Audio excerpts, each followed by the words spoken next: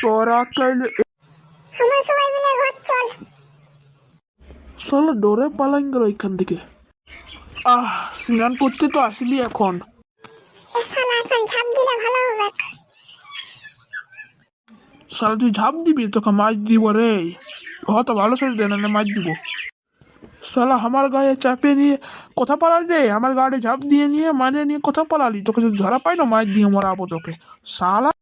কি হলো বলো তো।